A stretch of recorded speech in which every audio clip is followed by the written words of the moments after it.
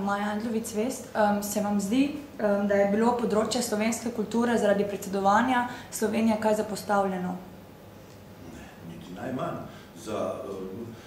Tako kot za ostala področja so bile seveda sredstva za predsedovanje posebej namenjena. In zato smo tudi sredstva dobili in v okviru teh smo seveda načrtovali skrbno, že v letu 2006, seveda že sredi leta 2006 se je oblikoval ta program, ki ga bo treba potem še v detaljih finalizirati, ampak zato so bila posebno namenjena sredstva logično za promocijo, logično pa za predsedovanje, kot je vsaka država. Kateri dosežek Ministrstva za kulturo pa bi posebej izpostavili? Samo enega, s katerim ste najbolj zadovoljni? Ja, 20 minut. Ne, samo enega. S katerim ste najbolj zadovoljni? Ne moram odločiti se za enega, ne?